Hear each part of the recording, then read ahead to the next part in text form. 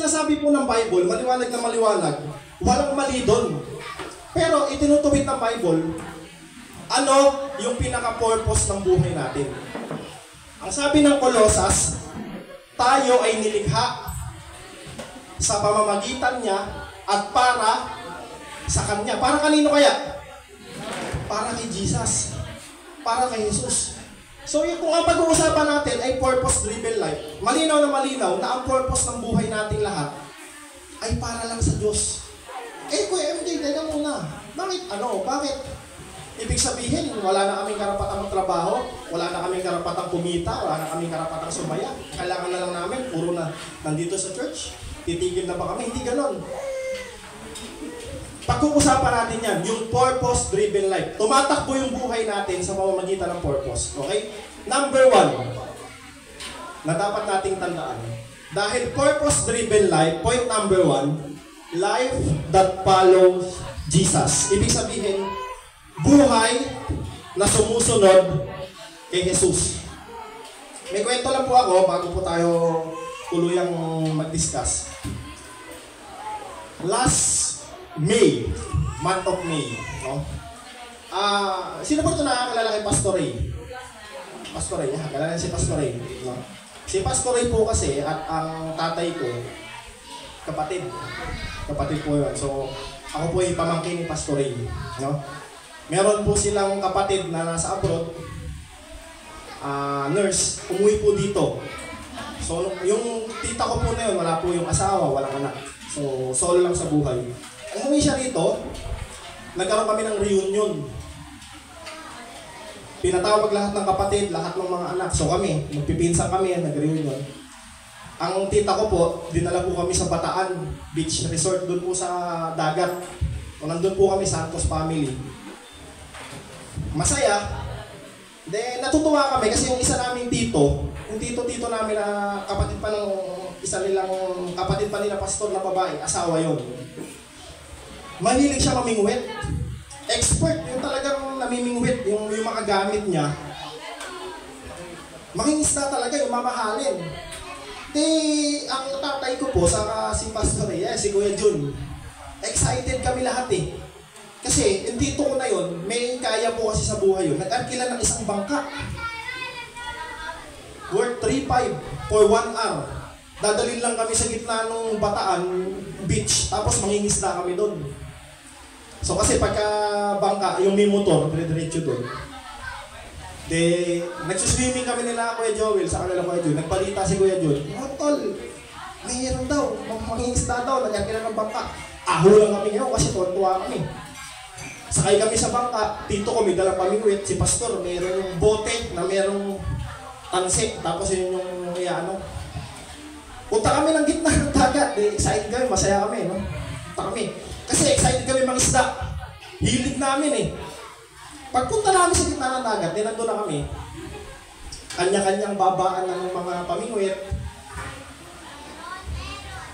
Galaw ng galaw yung bangka. Tapos ang tahimik lang ng paligid. Wala kaming ginagawa kundi manghuli lang. Maya-maya, galaw ng galaw yung bangka. Iba na yung nararamdaman ko.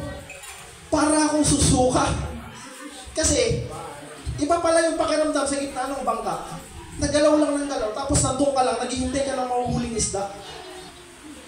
Ang hirap pala, hindi pala masarap. Tapos ang init pa.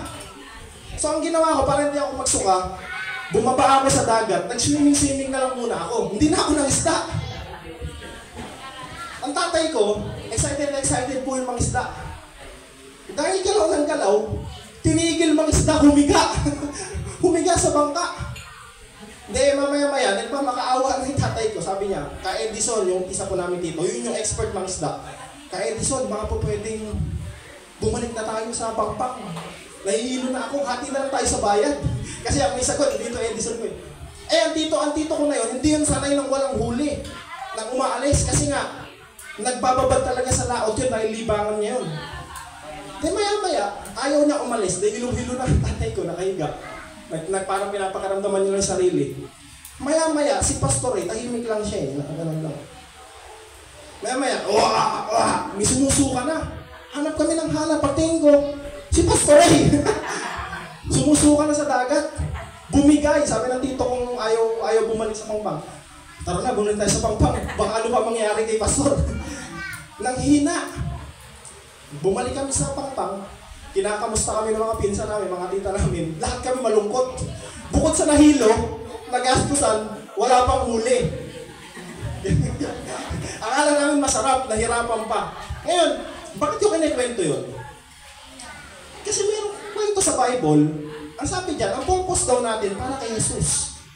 Para sumunod kay Jesus. Pero ako, dinanas kong mangisda, ang hirap eh. Pero alam niyo ba, mayroong kwento sa Bible, na grabe silang sumunod kay Jesus kasi alam nila yung purpose nila. Nalaman nila yung purpose ng buhay nila. Isang tawag lang ni Jesus, sumunod para mangisda. Tingnan nyo sabi po sa Mateo chapter 4 verse 18 to 22. Basahin po natin. Minsan, naglalakad si Jesus sa tabi ng lawa ng Galilea. Yung lawa ng Galilea na yan, yung laki po na yan, pagka pinag-aralan niyo po yung Bible, parang huyang dagat. Pero hindi mo yan dagat. Nakita niyang naglahagis ng lambat sa lawa ang dalawang mangingisda. Ay, mangingisda na to naghahagis ng lambat. Sabi niya, si Simon na tinatawag ding Pedro at ang kapatid niya si Andres. So, naglalakad si Jesus Christ sa tabi ng lawa ng Galilea. Nakita niya may naghahagis ng lambat. Tingnan niyo ang nangyari. Sinabi ni Jesus sa kanila, sumunod kayo sa akin at gagawin ko kayong mga mangingisda ng mga tao. Ganun lang kasimple, nangingisda. Sabi niya, oy, Andres, Simon, sumunod kayo sa akin. Ganun lang kasimple yung ginawa. Sabi pa dyan, noon di, iniwan nila ang kanilang mga lambat at sumunod kay Jesus.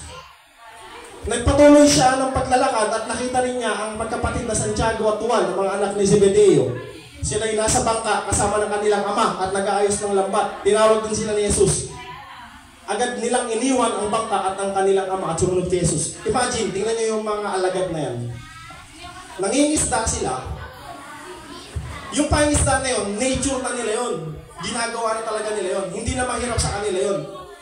Pero binigyan sila ng challenge ni Lord eh. Walang extra explanation. Di ba? June, kailangan ganito kasi bibigyan kita ng ganito. Ito ang kapalit. Walang ganon. Ang sabi lang, Simon, Andres, sumunod kayo sa akin. Gagawin ko kayo mangingisda ng tao. Ang ginawa, sumunod.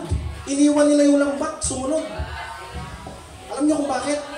It's because alam nila yung purpose. Ba't sila nabubuhay? Ito pa. Nakwento ko yun sa amin nila, Pastor. Kasi sa amin, ang pangingisda, hindi normal. Nung nandun na kami, sumunod kami, hindi namin kinaya. Atras, balik agad kami. Tapos malungkot kami. Nung nandun na kami sa pangingisda, wala na kami ginagawa. Kundi, mamahinga. I-endure yung sarili, magliwaliw para lang hindi magsuka. Pero ang ginawa ng mga mangingisda, bago, ginawa silang mangingisda naman ng tao. Ano ibig sabihin ng mangingisda ng tao? Ikaw naman ngayon yung gagawin Jesus Christ na mag-share ng kanyang salita. Sa mga tao, hindi ito yung mamimingwit ka ng tao, hindi ganon. Ibig sabihin, ikaw yung magbabahagi ng mensahe ng Diyos sa iba. Pero anong ginawa? Sumunod.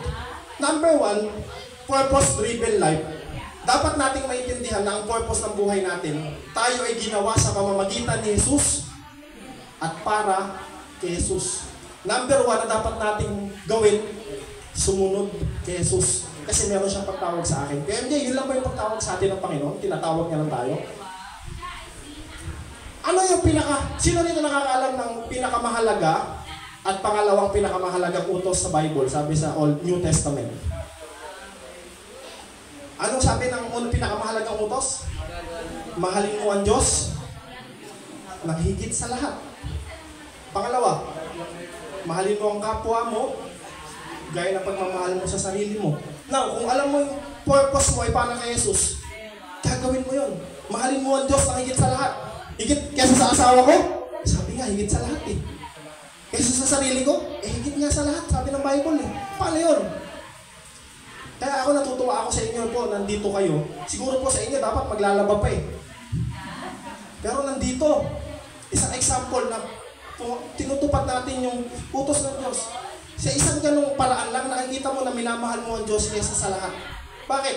Imbis na unahin ko yung paglalabaw, uunahin ko ang church. Kaysa unahin ko yung ibang bagay na pwede naman mamaya, unahin ko muna ang church. Love your neighbor as you love yourself. Tignan mo yung katabi mo. Mahal mo ba yung katabi mo? Hindi yan yung pagmamahal na bibigyan ka ng rose, hindi ganon. Ibig sabihin, kung ano yung gusto mong gawin sa'yo ng iba, gawin mo rin sa kapwa mo. Sino po rito one time nakaranas na kinapos? Dumaranas tayo niyan. Sino po rito nakakaranas minsan nagkasakit? Gusto niyo po ba pag nagkakasakit kayo, inaalagaan kayo? Minsan binibigyan kayo ng gamot? Pinagpe-pray kayo? Gusto niyo po ba yan? Gusto niyo po yan? Ang sabi ng Diyos, love your neighbor as you love yourself. Kung ano gusto mong gawin sa'yo, gawin mo sa iba. Bakit? Bakit mo gagawin yun? Kasi nga, ang purpose ng buhay natin ay para kanino? Para kay Jesus. Nabalitaan ako, si Tito. Kasi ko si Kuya Alex si Tito, may sakit daw. Sabi ko, magpe-pray namin sa Inter. Nung nabalitaan ko yun sa chat, kasi nakita ko yung story niya, sabi ko, sino may sakit? Si Papa ko. Papa kasi may ganito, may sakit. Magpe-pray namin sa Inter. Alam niyo kung bakit agresibo kami? Kasi pag may sakit kami, gusto namin, pinagpe-pray din kami. Alam namin na ang buhay namin, para kanino? Para kay Jesus. Kaya yung utos ni Jesus, na love your neighbor as you love yourself, dapat gawin namin. Kasi nga, ang buhay namin, ginawa para kay Jesus. Alam niyo po sa construction site, nakita na po kayo ng ginagawang building o kayo ginagawang bahay. Merong isang foreman, nasa taas siya ng building. Tapos yung tauhan niya, yung mga nagko-construct, nandun sa baba. Tawag siya ng tawag dun sa tauhan niya na nasa baba, nagpapala. Sabi ng foreman, "Oy, may gagawin tayo dito sa taas. Oy, may pinapagawa ako sa'yo. Oy, may pinapagawa ako sa'yo." Hindi siya narinig. Ang ginawa ng foreman, kumuha ng 20. Hinulog. Nagpapala yung construction worker. Nakita yung 20, kinuha. Tapos binulsa. Balik lang ulit sa pagpapala. Sabi, parang naliliitan Kumuha ng 100. Hinulog. Pagka ganyan, pala, nakita yung 100. Nakangiti, kinuha, binulsa, pala na naman. Hindi naman kasi pagpapala, pinuutos ko rito sabi ng foreman. Ang kulit, last na, 1,000. Hinulugan na 1,000, nagpapala. Pagkakita ng 1,000, sumaya, kinuha, binulsa, balik na naman sa ginagawa. Alam niyo ginawa ng foreman? Kumuha ng plies, hinulog, tinamaan sa ulo, may helmet tumingin sa taas Sabi ng foreman, kayo na pa ka natin natawag. Kung di ka pala masasaktan, hindi ka titingin sa taas. Ganyan ang buhay natin Pagka puro blessing, pag puro maganda, minsan nawawala yung life that follows Jesus. Ano nangyari? Nasaktan. Tinamaan sa ulo ng problema. Nahirapan. Nagkasugat. Ano ginawa? Tumingin sa taas. Lumapit kay Lord.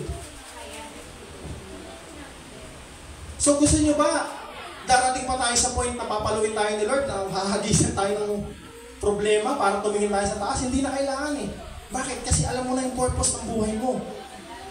Life that follows Jesus. Kasi nga ginawa ka para kay Jesus. Yung Matthew 4 verse 18 to 22, pinapakita po dyan yung example ng mga alagad. Tinawag sila ni Jesus, sumunod sila. Pag binasa po natin yung buong storya ng New Testament, yung pagsunod nila, ang dami nilang ginawa, hindi lang basta sumunod. Nagpalaya sila ng demonyo, nagpagaling ng may sakit, pinahirapan sila, wala silang makain, nagmisyon sila, naglakad sila, ganun kahirap. Sumunod sila kay Jesus, kahit ganun kahirap. Bakit? Because the purpose of life is what? Jesus. Purpose-driven life. Kailangan tumatakbo tayo ayon sa purpose ng buhay kay Jesus. Point number 2. Life that is worthy of eternity. Ganito. Merong isang billionaire. Sino ito gusto maging billionaire? Ang dami, no? Lahat siguro eh. May tatanggi pa sa ganung kalaming pera. Pero isang billionaire, meron siyang napangasawa. Beauty queen. For example lang, ang beauty queen na yun is si Miss Austria. Ayan. Napangasawa niya si Miss Austria. Yung billionaire na yon, marami siyang sasakyan. Pangalanan niyo na lahat ng sasakyan. Meron siyang kalesa, meron siyang truck, meron siyang van, meron siyang bike, meron siyang motor. Ang dami. Pero dahil nga billionaire siya, meron siyang driver na pinagkakatiwalaan isa. Yun yung nag-asikaso ng lahat ng sasakyan niya. Tumating ang panahon, nagkaroon ng cancer. Yung billionaire, stage 7. O, para sigurado, baka mabuhay pa eh. Talaga, patay na yon. Stage 7. Yung billionaire na yon, dahil nagkaroon siya ng stage 7 na cancer, namatay siya. Yung asawa niya, wala nang katulong, pag-asikaso ng lahat, tinulungan siya ng driver. Yung driver na yon, kasama ng asawa niya, inayos lahat ng ari-arian. Sa makatuwid, sa tagal ng panahon, na-develop sila sa isa't isa, nagpakasal sila, naging mag-asawa sila. Alam niyo, sabi ng driver, ang sarap pala ng buhay na ganito. Dati, nung nagtatrabaho ako, as driver, akala ko nagtatrabaho ako para kay sir. Ngayon, na-realize ko, si sir pala, nagpayaman at nagtrabaho para sa akin. Kasi ako dumaranas ng lahat ng sarap na pinaghirapan niya. Life that is worthy of eternity. Ano ibig sabihin ng kwento na yun? Kung yung purpose ng buhay mo, magpayaman lang na magpayaman sa mundong ito, hindi yan worthy of eternity. Bakit? Mawawala ka rin. Ang makikilabang lang yan, iba. Para ka nagtatrabaho para sa iba. Pero, kapag ka nalaman mo yung purpose mo na para kay Jesus, worthy of eternity. Bakit? Kahit anong gawin mo kay Jesus, hindi masasayang. Bakit? Kasi ang kapalit ay buhay na walang hanggan sa langit. Anong ginawa ni Jesus Christ? Bakit tayo nagkaroon ng buhay na walang hanggan? Sinakripisyo niya yung buhay niya sa krus. Para sa atin. Tama po ba? Ayun yung life that is worthy of eternity. Ayun ang gagawin natin dahil alam natin yung purpose natin para kay Jesus. Sumunod tayo kay Jesus. Gawin natin lahat para kay Jesus Christ, hindi para sa lahat. Hindi para sa tao. Ngayon, ang buhay kasi natin, kailangan ma-identify natin yung purpose. Kung magbibigay po ako ngayon, sports car worth 6 million. Pagpipiliin ko kayo sports car worth 6 million. O kaya van worth 1 million. Ano po pipiliin nyo? Bimimigay ako ngayon. Ano pipiliin nyo? Sports car, 6 million. Van, 1 million yung halaga. Ano pipiliin nyo? Bimimigay ako. Van. Gamit. Sports car kasi mahal, no? Pwede nyo kasing ibenta yun eh. Tapos pag nakuha kami 6 million, bili kang 6 na van. Pero in short, bakit ko yung napagkumpara? Pag ginusto nyo ng sports car, mahal. Pero anong gamit nun? Ang sports car, ang pinaka-maximum na yung masasakay mo doon, minsan 2 lang, minsan 4. Pero pag van, kahit mura lang yun, kumpara sa sports car, ilan ang masasakay mo nun? 16, 15, 12. Pag yung 16, pinagkasya mo sa sports car, hindi na kayo makakahinga. Pero mamahalin ang gamit nyo. Alam nyo kung bakit? Kasi ang buhay ng tao, tumatakbo parang sasakyan ayon sa purpose. Kasi minsan nagkukumparahan tayo eh. Bakit si ganito ang yaman na? Ako ito lang. Bakit si ganito nakapunta na doon, ako dito lang? Tanong, yung purpose ang pag-uusapan natin. Ano ba yung purpose na ginagawa ng Panginoon sa atin? Kung ang purpose natin para sa pamamagitan at para kay Jesus, dapat maunawaan natin na ang buhay natin ay pinaplano ni Jesus. Pag kinumpara mo yung sarili mo kay Chris Aquino, ang yaman nun. Pero si Chris Aquino, yung sakit niya, hindi mapagaling. Nasa ibang bansa na siya, ang dami niyang pera, hindi siya gumagaling. Bakit? Kasi merong reason ng Panginoon. Eh ikaw, minsan, kulang tayo sa pagkain. Kulang tayo sa inumin. Wala kang sakit. Ang saya-saya mo pa. Alam niyo kung bakit? Kasi merong definition ang Diyos sa buhay. Sabi ng Kawikaan, di ba? Sabi ng Kawikaan, maraming plano ang tao. Pero sa huli, ano magpapatupad? Diyos ang nagpapatupad.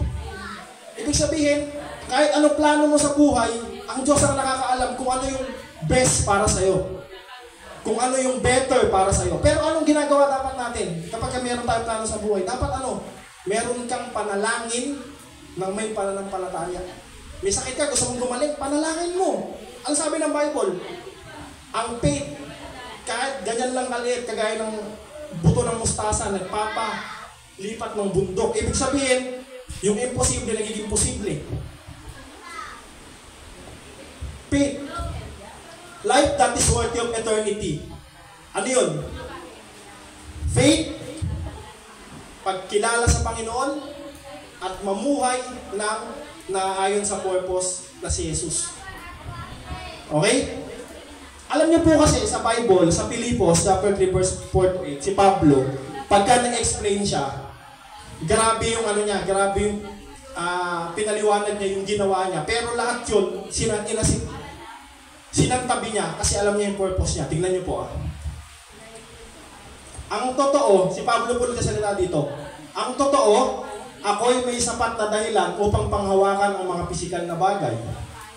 Kung iniisip ni naman na siya'y may katuwirang umasa sa ganitong mga bagay, lalo na ako, sabi po ni Pablo, ako'y tinuli sa ikawalong araw mula nang ako'y isilang. Ako'y isang tunay na Israelita, buhat sa angkan ni Benjamin at totoong Hebreo. Kung pagsunod naman sa kautusan, ang pag-uusapan, ako'y isang Pariseyo, sabi ni Pablo. Kung sa pagiging masugid ko sa kautusan, inusig ko ang iglesia. Kung sa pagiging matuwid naman ayon sa kautusan, walang may susumbat sa akin. Ngunit dahil kay Kristo, ang mga bagay na pinapahalagahan ko noon ay tinuring kong walang kabuluhan ngayon. Oo, itinuturing kong walang kabuluhan ang lahat ng bagay bilang kapalit ng lalong mahalaga. Ang pagkakilala kay Kristo Jesus na aking Panginoon, ang lahat ng bagay ay pinalagay kong walang kabuluhan at itinuring kong basura, makamtan ko lamang si Kristo. Sabi ni Pablo, yung mga binanggit po niya, yan po yung mga matataas na lahi sa Bible. Pariseyo, sa panahon natin, sila yung mga pastor na matataas, mga pari na matataas. Sabi niya, kung pagsunod lang sa kautusan, ang pagbabasihan natin, ako ang pinakamalupit. Bakit? Kasi Pariseyo ako. Kung lahi, kayo hindi, ako Israelita ako. Sabi ni Pablo, kung edukasyon lang, parang gano'n sinasabi niya, kung edukasyon lang, ang taas ng degree ko, parang gano'n eh. Kung pera lang, ang dami kong kayamanan. Gano'n si Pablo. Pero anong bandang huli? Pero, dahil kay Kristo, lahat ng pinapahalagahan ko noon, ginawa kong walang kabuluhan ngayon para lang makamit ko ang gantimpala. Sino yun? Si Kristo pa rin. Ano yun? Buhay na walang hanggan. Kasi nga, ginawa tayo sa pamamagitan at para kay Kristo. Alam ni Pablo yung purpose niya, kaya lahat isinantabi niya. Bakit? Kasi nga, life that is worthy of eternity. So yun yung dapat nating matandaan. Purpose-driven life, tumatakbo yung buhay natin ayon sa purpose at ang purpose natin ay para sa Diyos, para kay Jesus. Point number 3. Life for God's use only. So bago natin to explain, bago natin i-play yung video, may video po kasi akong i-play. Nakita na po ba kayo ng lobo? Yung lumilipad? Ako ay may lobo, yung kinakanta. Yung lobo po na yun, meron siyang tali, meron bilog. Sa loob, sa isang lugar, nagpatawag ng 5,000 tao. Bigyan ng tigi-tigisan lobo. Isulat nyo dyan yung pangalan nyo. Lobo, tapos isulat mo yung pangalan mo. MJ. Pastor Jun. Pastora Ani. Agay. So, tigi-tigisan lobo. Papasok kayo sa isang room na maliit. Ilalagay nyo lahat ng lobo doon. Paglagay ng lobo, nandun sa isang room, punong-puno yung room ng mga lobo. Ang sabi ng professor, hanapin mo yung pangalan mo dyan. Irarambol-rambol namin yung lobo. Sabay-sabay kayong maghanap. Pumasok yung 5,000 tao, hinahanap yung pangalan nila sa lobo. Isang oras na, hindi sila makahanap. Nagkakagulo sila sa loob. Bakit? Nagkakarambola sila eh. Nagkahanapan sila doon eh. Magkakasama sila pero nagkahanapan sila doon. Wala silang magawa. Hirap na hirap sila. Ang sabi ng professor, labas, labas. Nagkahanapan kayo, no? Hinahanap nyo yung para sa inyo. Wala kayong magawa. Hindi kayo makahanap kasi nahihirapan kayo. Ganito, subukan nyo. Pasok kayo dyan. Kung meron kayong makuha lobo, tingnan nyo yung pangalan, ibigay nyo sa may-ari. Pasok sila ngayon. Pagkakuha ng isa, ay, para kay Pastor Jun, binigay. Si Ate Jenny, nakuha niya para sa akin, binigay niya sa akin. Wala pang 30 minutes, lahat nakakuha na yung lobo nila eh. Alam niyo kung bakit? Tingin niyo bakit? Hindi naghanapan. Ano? Nagbigayan.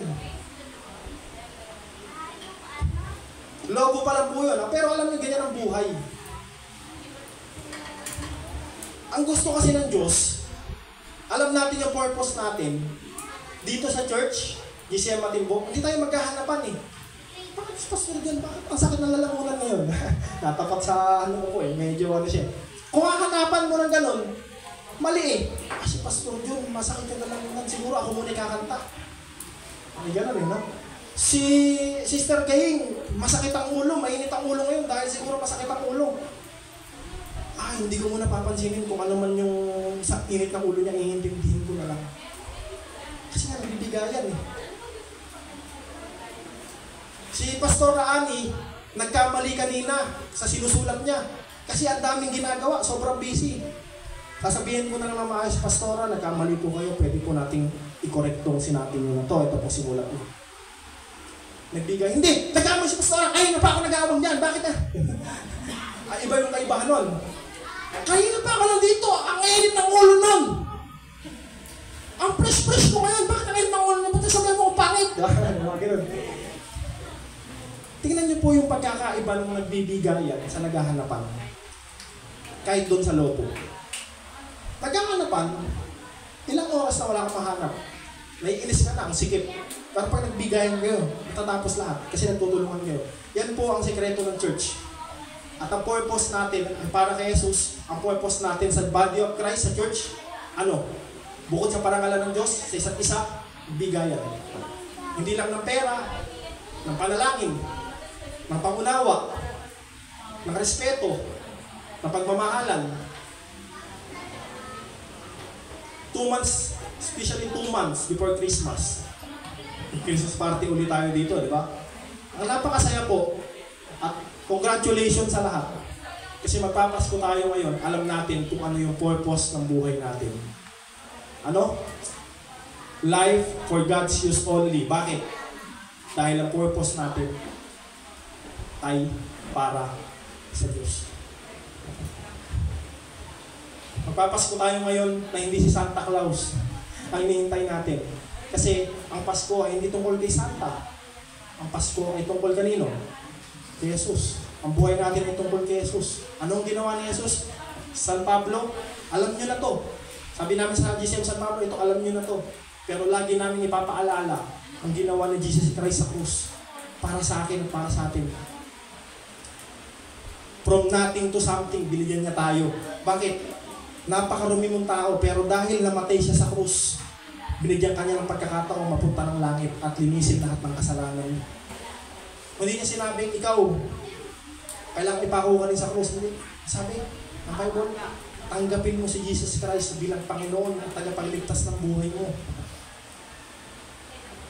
Kung paggamit ka sa Diyos, yun yung purpose natin eh. Purpose-driven life.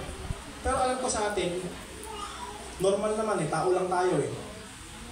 Nagkakamali tayo. Dumarating yung time na minsan,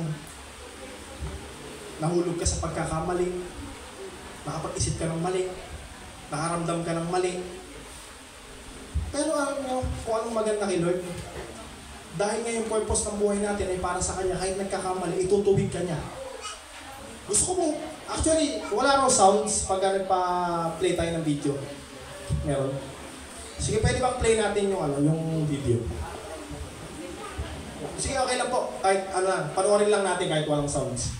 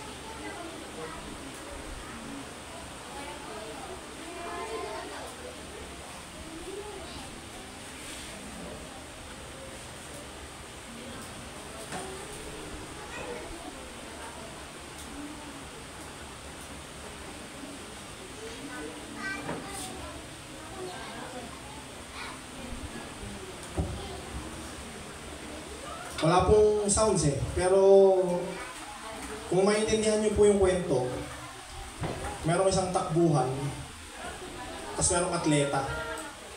Yung atleta na yun, hindi ko alam kung ano pagkakamali niya eh. Na-over ba siya ng training? Namali pa siya ng tapak? Napulikat pa siya? Pwedeng gano'n eh. Pwedeng nagkamali siya ng ginawa. During takbuhan, yung competition, ang nangyari, sumakit yung kanan niyang hita. Nanigas, hindi siya makatayo. Umiiyak na siya. Kasi nga, nagkamali siya, hindi niya alam kung ano nangyari. Pero dahil nga desidido siyang tapusin yung race, ika-ika siyang lumakad. Hirap na hirap. Nahihirapan siya, merong lumapit. Inakay siya. Alam niyo kung sino yun? Tatay niya. Yung tatay niya, inakay siya, umiiyak siya sa tatay niya, at tinulungan siya ng tatay niya matapos yung karera. Yung video na yan, kaya ko po yan plinay, kasi yan po yung representation natin eh. Yung atleta tayo yun. Minsan meron tayong nilalakaran sa buhay. Nasa kanya-kanya tayong takbo ng buhay natin. Nasa kanya-kanya tayong karera ng buhay. Pero minsan, sa pagtakbo mo, magkakamali ka. At pag nagkamali ka, nagkasala ka, nagkamali ka, nahirapan ka, ano nangyari sa'yo?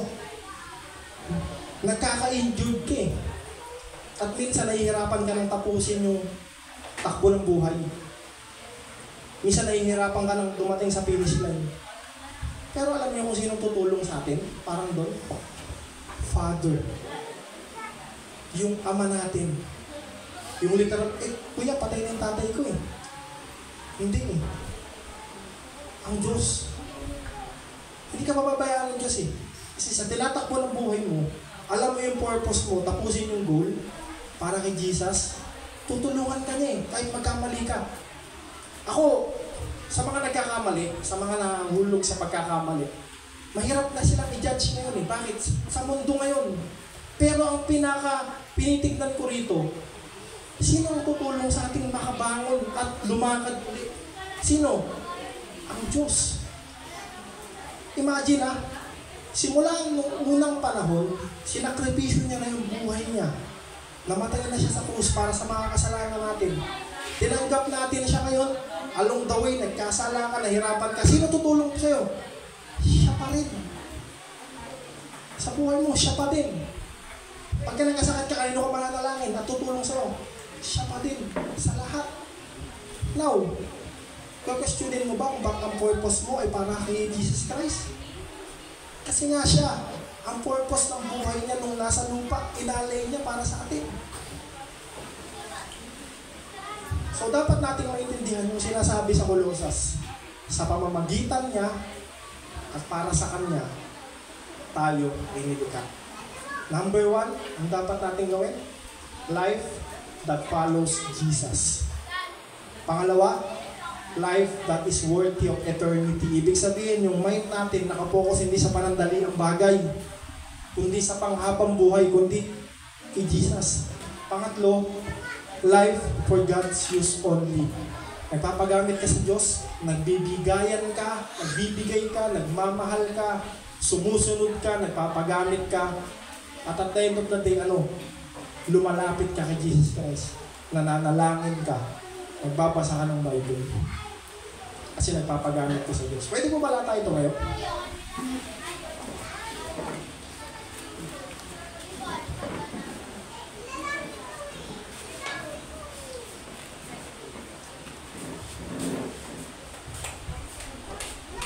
Siguro po yung mensahe ngayon, yung iba sa inyo pamilyar na o narinig nyo na ito before.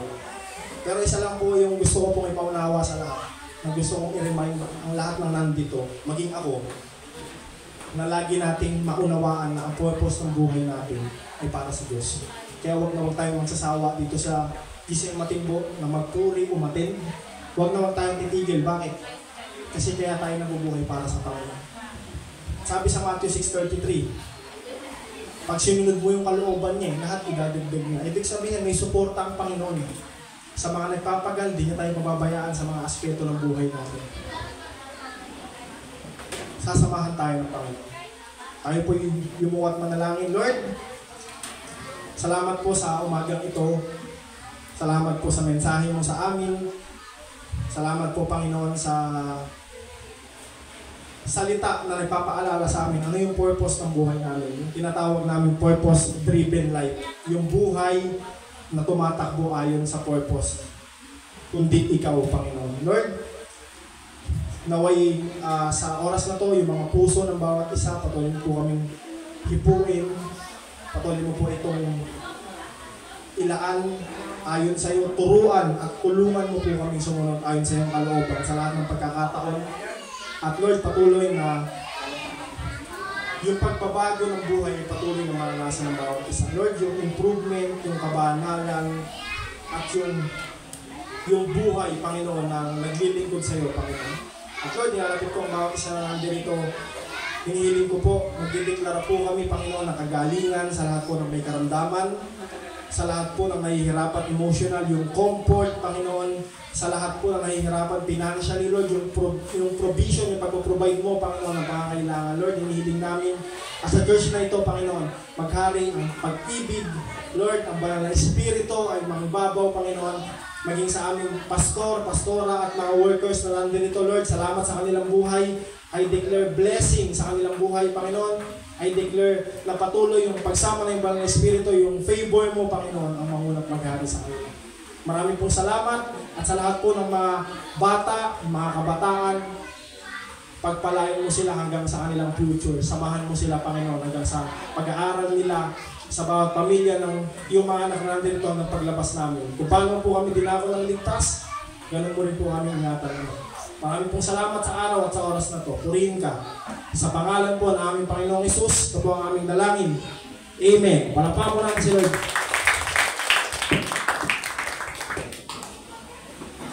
Bluetooth is connected successfully.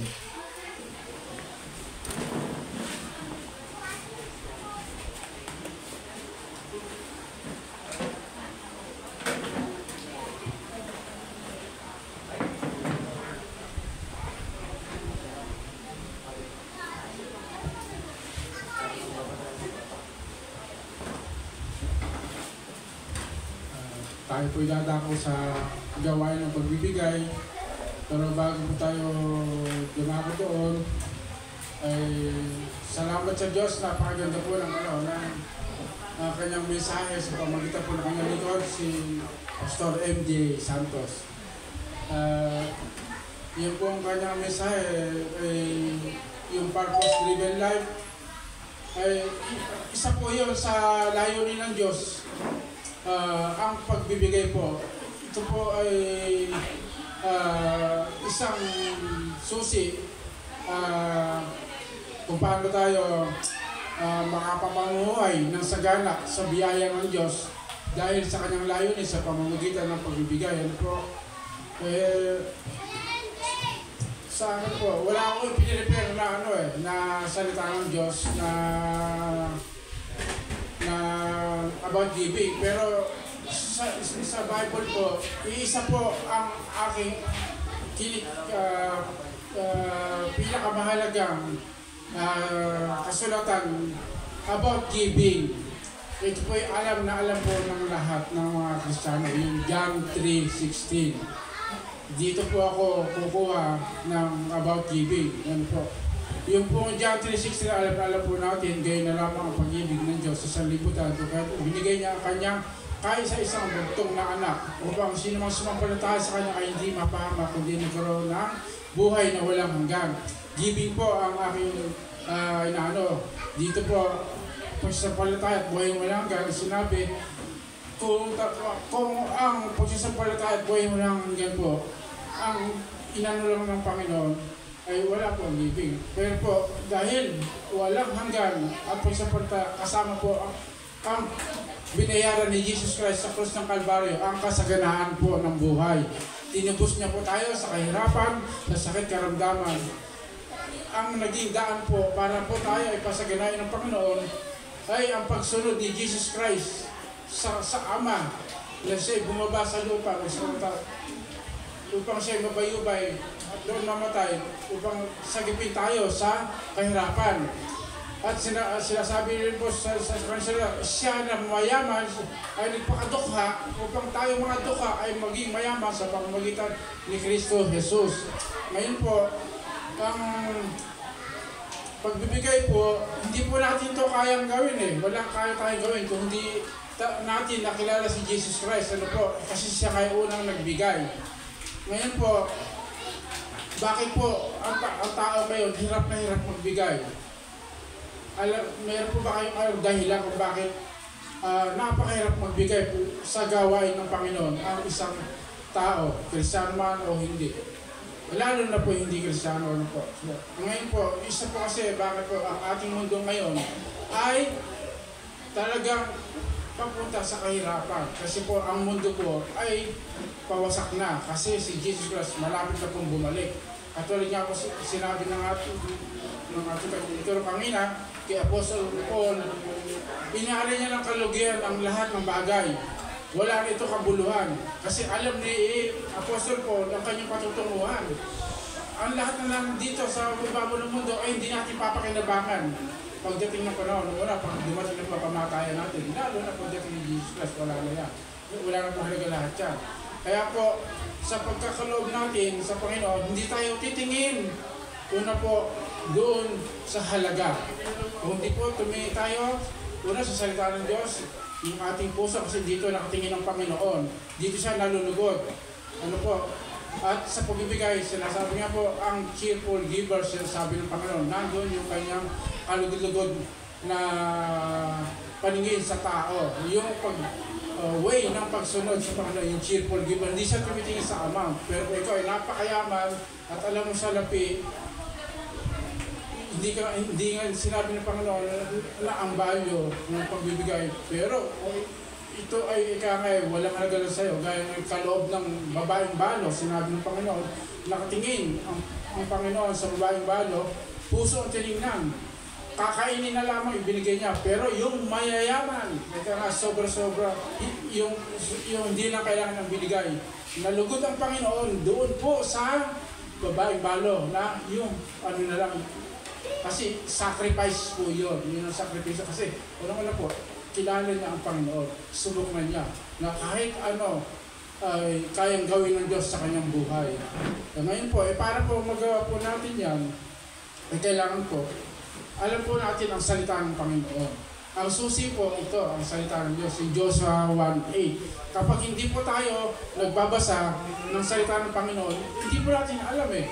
Di ba? Ang pagbibigay po, ang sabi, pag ikaw higit po na pinagpapala ang nagbigay kaysa tumatanggap.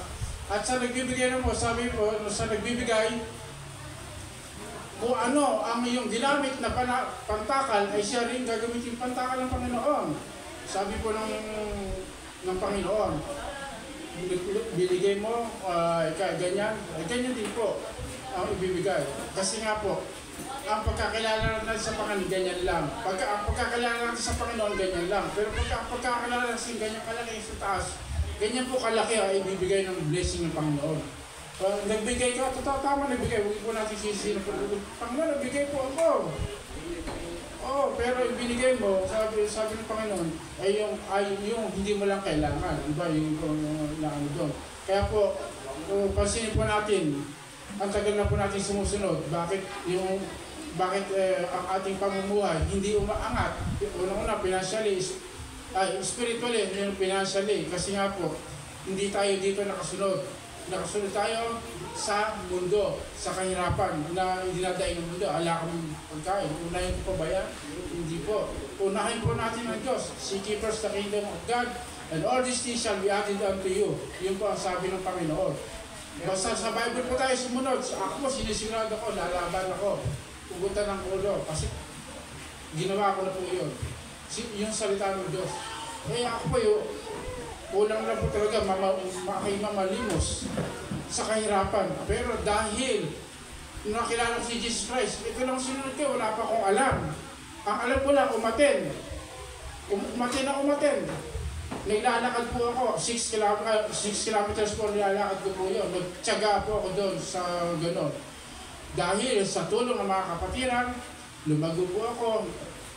At sa katagalan po, tinulungan po ako ng Panginoon. At hanggang sa kayo po, nung maranasan ko ang blessing ng Diyos, ang isa lang po ang alam ko, nisin ko, hindi ako pinagkulang. Ano mang pagkain, hindi niya ako ginutom. Una-una po, may Jesus Christ. Ikalawa po, yung kasapatan. Kung ano lang po meron ako, yun lang po ang aking pinagpapasalamat sa Diyos. Kung ano po itanggapin ko, salamat. Magkasakit ako, salamat. Yun po sabi ng Biblia eh. Pag nasaktan ka, magpasalamat ka lang sa Panginoon kasi tinuturuan ka bakit ka nasaktan, hindi ka nag-iingat, gano'n lang po yun. Kaya nga po, isa pong susi talaga sa pagkakaloob. Una po, kailangan po alam natin salita ng Diyos, bakit tayo po nagbibigay, bakit tayo nagbibigay. Bukod sa utos niya, kasi yun po ang gusto ng Panginoon para tayo ay mabaliwala yung anong meron sa atin, hindi natin maipagdamot. Tumulong sa ating mga kapwa, hindi lang sa kapwa, hindi lang po sa labutas, sa mga kapitbahay, sa lahat ng mga kilala natin, sa kaibigan. Yun po ang tunay na pagbigay na hinahanap ng Diyos. Ito po, ito, tayo po yung magkakalob. Ito sa ating iglesia. Pinabasa ko, pinadinig na po sa inyo nakaraan kung bakit tayo nagkakalob sa iglesia. Hindi ko na po ulitin yan, nadinig nyo po yun. May naalala lang po ako, sabi ko sa salita, minsan pa yayanigin ko ang bansa. Nangyari po sa Israel. Pero alam kong inariyo, kaya lang, para lang ang mga tao magtiwala sa akin. Huwag niyang mahalin ang anumang meron sila. Yun lang po ang aking nais ipabatid po. Kasi totoo po ang salita ng Diyos. Kailan hindi kanya pababayaan. Yung Hebrew 35 about po sa pananalapit ko yan. Sinabi, huwag tayo bumukan sa lapit. Hindi kita iiwan, hindi kita pabayaan. I will never leave you nor forsake you, says the Lord Almighty God. Yun po. Kapag ito po pinanghawakan po natin, tandaan niyo po, walang hindi na bago ang buhay kay Kristo Jesus. Wala pong ganon. Kapag hindi na bago ang buhay, may problema po ang tao. Hindi po ang Diyos ang may problema. Tayo po ang may problema. Marami na po nagpatotoo. Lahat ng nakay Kristo na sumunod po na sumunod. Walang hindi pinabayaan ng Diyos. Lahat po'y pinagpala ng Panginoon. Matuto na po tayo. Yung kasapatan, kung ano meron tayo, pagpasalamat po natin. Lahat ng bagay po, pagpasalamat. Masakit o hindi, pagpasalamat po na. Sapagkat yun ang gusto ng Panginoon. Meron pa, wala ka, nagpasalamat po tayo. Unang pong pagbibigay, ang alam ko, unang-una po, sarili natin, tayo. Bigay natin ang oras sa Diyos. Diyan po unahin natin, wala tayong pera. Kasi isa pa nga na kailangan sarili po natin. Ibigay natin yung time sa Diyos. Sa lahat ng kanyang gawain, meron sa iglesia na yun po yun. Yun lang po, maraming salamat po. Sige po tayo panalangin. Ama, salamat po sa oras na ito. Lord, salamat po, O Diyos, sa mga salita mo, mga kapahayagan mo. Salamat po, Lord, sa pinahayag mo po sa araw na ito.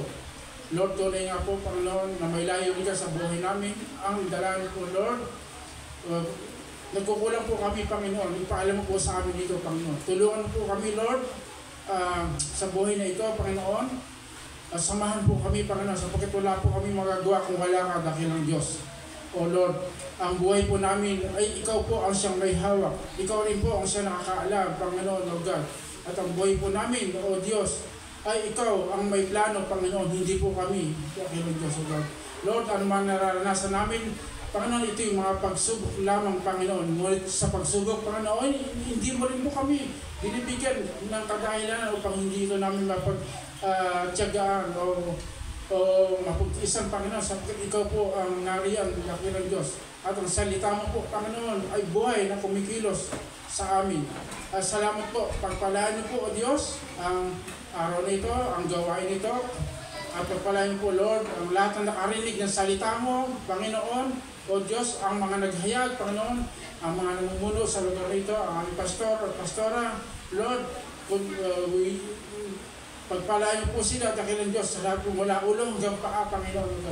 Salamat po, O Diyos, sa oras na ito, Panginoon. Ito ang aming tinataas, pinasasalamatan, pinupuri sa lugar na ito, Panginoon, sa aming buhay, dakilang Diyos. Salamat po, pagpalaan niyo po, materially, physically, financially, spiritually, emotionally, in Jesus' mighty name, I declare, in the name of Jesus. Salamat po, Ama. Ito po ang aking munting panalangin namin, Panginoon, O Diyos, sa tangalan po ng Jesus. Amen.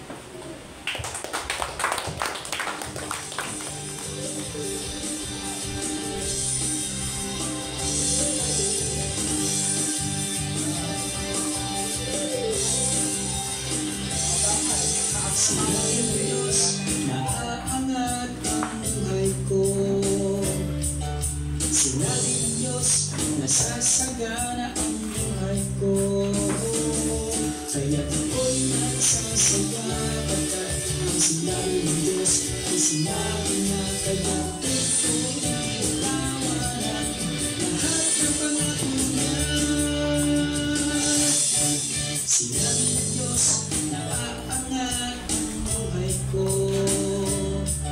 Sinabi ng Diyos na sasagana ang buhay ko. Kaya ako'y nagsasaya. Sige po, inaanyayahan po natin dito sa harapan ang ating minamahal na mga pinapaglingkod na mamuna sa gawain, si La Pastor June, saka si Pastor Ani. Pastor Ani, punta po muna kayo dito sa harapan. Kayo po yung aming ipag-pray.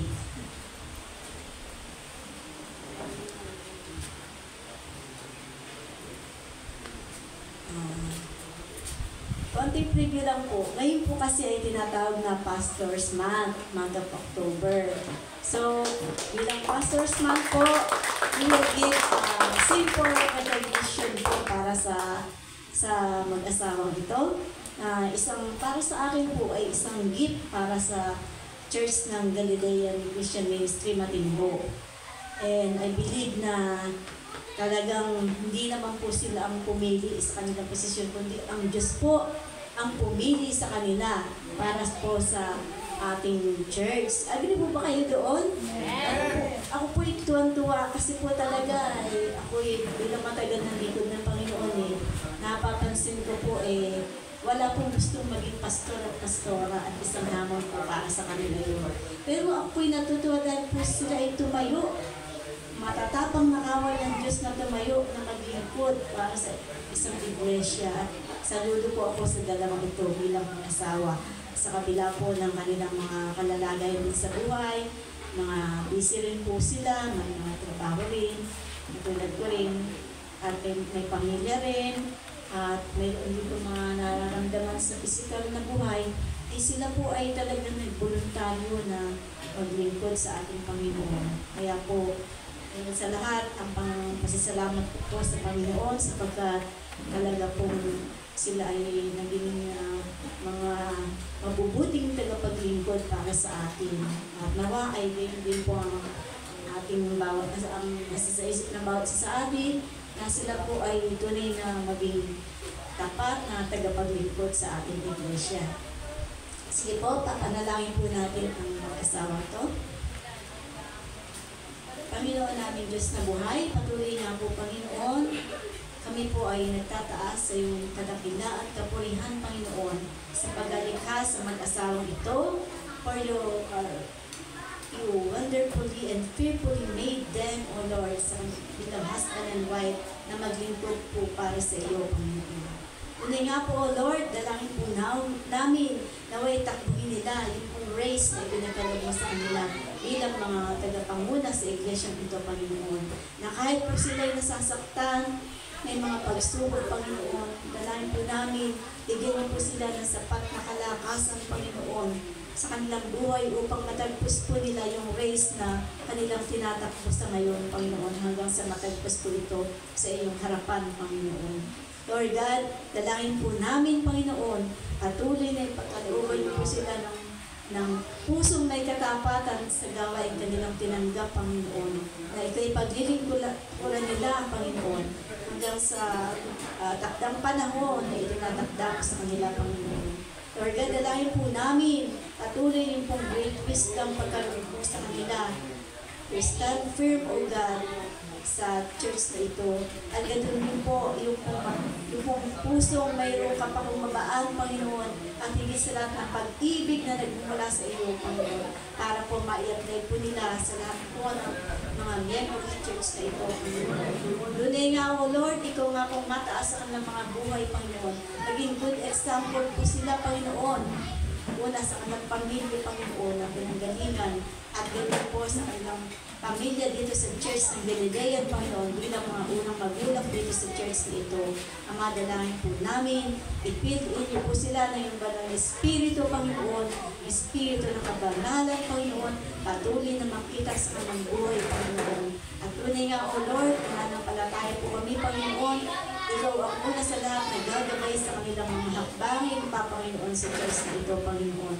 At nananampalataya po kami, Panginoon, ang iyong aking reward, Panginoon, ay patuloy na pagkakalabog po sa kanila, Panginoon. Sa lahat ng aspeto ng kanilang buhay, Panginoon. Sa kanilang spiritual na kalalagayan, sa kanilang physical na kalalagayan, even in their finances, O Lord, we believe, O God, a great reward will surprise them, O Lord, sa mga oras at panahon itatakda mo sa kanila, Panginoon. Pwede nga, O Lord, nananampalataya po kami, Panginoon, ng espiritu ng kagalakan, patuloy pong ilagak sa mga puso, Panginoon, na ikaw ay kanilang pinagsisilbihan, Panginoon.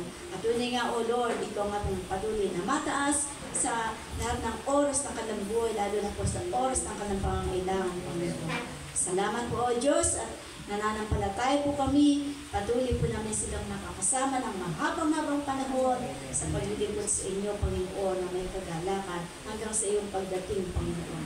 Ikaw pong aming tinataas sa buhay ng mag-isawang ito, Panginoon, bilang mga lingkod mo, Panginoon. At nawa, O Lord, maging ikaw number 1 sa kanilang puso, Panginoon. Salamat po, O Lord, ito pong aming dalangin sa inyo sa pangalan po ng aming Panginoong Jesus. Amen.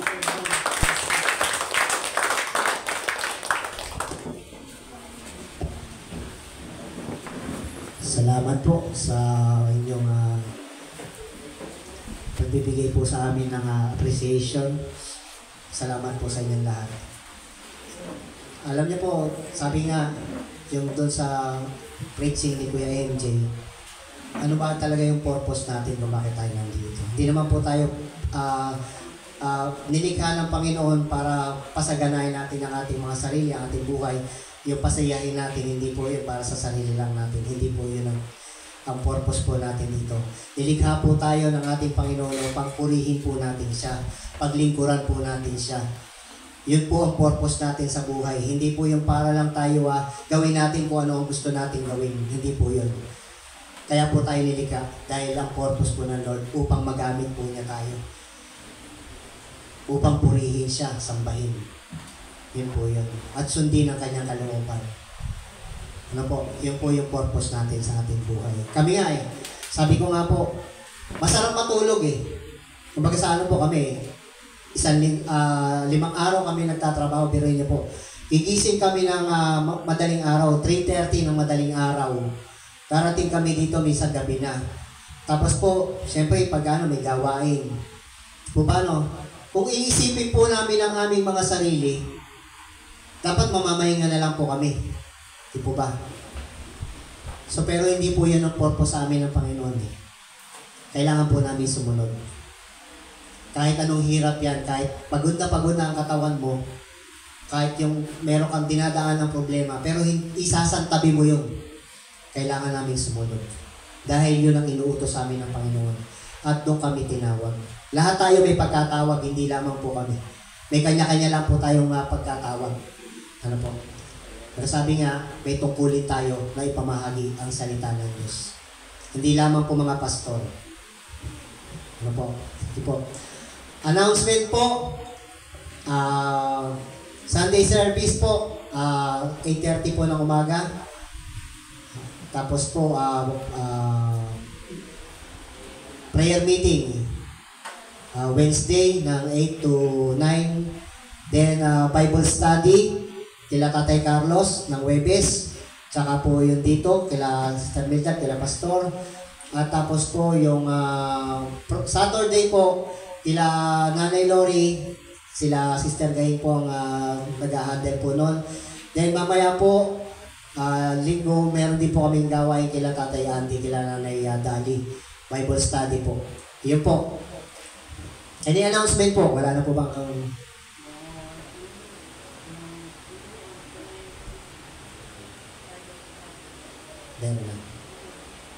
So, meron pa rin po palang Bible study sa may bandang Luiski po na meron po tayong bubuksan ulit na Bible study. Amen. Ayun po. At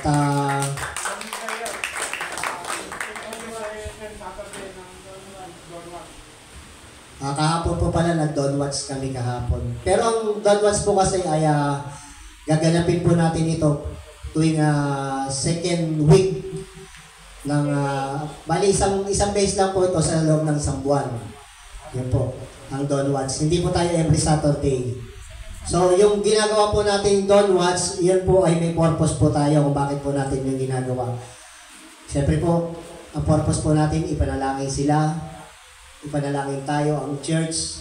Tapos po, siyempre, kailangan meron pa tayong ma-harvest pa na kaluluwa na makakilala pa sa ating Panginoon na hindi pa po nila tinatanggap ang ating Panginoon.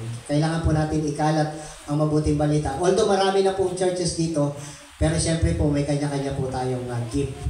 Sabi nga, may tatanggap sa kanila, merong tatanggi. May tatanggap sa atin, may tatanggi din po sa atin. Pero wag lang po tayo manghinawa. Tuloy lang po sa gawain po ng Panginoon. Yan po. Kahit medyo masakit ang lalamunan ko, natapat si Kuya MJ talaga eh. Huwag ka madadala, Kuya MJ. So, yun po. After po ng service, meron po tayong saglit na meeting, leaders. I-ano po natin. Tapos po, meron ka pa bang i-announce? Wala na. Sa inyo po, Kuya Rainiel, wala na po kayong... Okay. Tapos na po kasi yung WBBS. Ano po? So, yun po. Pero kakain po tayo bago tayo po mag-alis. Sige po. Tayo po lahat ay tumayo. Ipag-pray po natin yung ating pagkain at yung natapos po natin gawain. Hallelujah. Lord, salamat po Panginoon o God. Salamat po Panginoon sa aming narinig Panginoon o God. Maraming salamat po sa ginamit mong tagapagturo Panginoon o God sa oras nito. Maraming salamat po at ibinaba mo po ang kapahayagan mo Panginoon o God ng malinaw Panginoon o God na naintindihan po ng lahat, Panginoon, na hindi po kami nabubuhay dito, Panginoon o God, na para pang sarili lamang po namin, kundi, O Diyos, ang sundin namin, Panginoon o God, kung ano pinagagawa mo sa amin. May pagkatawag ka po, Panginoon o God, sa bawat isa sa amin, O God. Maging sensitibo lamang po kami, Panginoon o God, sa aming mga naririnig, Panginoon o God. Sabi nga po, yung utos mo, Panginoon o God, mahalin namin ikaw, Panginoon o God, ng higit sa lahat. At mahalin namin ang aming kapwa ng gaya ng aming mga sarili, Panginoon o God. Lord, nawa o Diyos, ito'y maganap sa aming mga buhay, Panginoon o God. Ito po ay aming isa pamuhay, Panginoon o God. Hindi lamang nito, Ama, na narinig namin pumasok dito sa kabila, lumabas sa kabila, Panginoon Lord, kundi mag-sink in, Panginoon, ito sa aming puso. Ito po, O Diyos, ay aming isa pamuhay, Panginoon o God. Lahat ng narinig namin, Panginoon o God, ay hindi naman namin ito'y kasasama, Panginoon o God, kundi sa ikabubuti po ng bawat isa sa amin, Panginoon o God. Dahil wala ka naman, Panginoon, ituturo sa amin, O Diyos, na hindi kami, Panginoon o God, na mananatili, Panginoon o kundi, Panginoon o God, yung sagana, Panginoon o God, na pagpapala mo, Panginoon, ang lagi mong ibinibigay sa amin. Makakalaya kami, Panginoon o Diyos, sa lahat ng aming mga nararanasan, Panginoon, pagsubok, Panginoon o God, ano man ito, Panginoon o Diyos, ito'y iyong bibigyan ng katugunan, Panginoon, sa oras na ito. Salamat po, Ama. At Lord, dalangin ko po, Panginoon o Diyos, ang aming kakainin. Paspasan mo po ito, Ama. Dalangin ko po, Panginoon o God, na pakalinisin mo ito, Ama. Maging kalakasan po ito ng aming pangangatawan. At magsilbi po ito, Panginoon o God, na kalakasan, O God, ng aming pisikal at spiritual, Panginoon o Diyos. Kung paano mo pinakain ng aming spiritual na buhay, Panginoon o God, gayon din, Panginoon o God, ang kalakasan sa pisikal na pangangatawan ng pagkain ito. Muli, Ama, pinasasalamatan ka namin, pinararangalan ka namin, itinataas namin ang iyong pangalan. Sa pangalan ng Ama, ng Anak, at ng Diyos Espiritu Santo, nagdideklara ako sa oras na ito. Pagpalain mo, Panginoon, ang bawat isa dito, Panginoon o God. Hindi kami lalabas, Ama, nang hindi namin daladala ang pagpapala mo, Ama. Sa pangalan po ng aming Panginoong Jesus. Amen.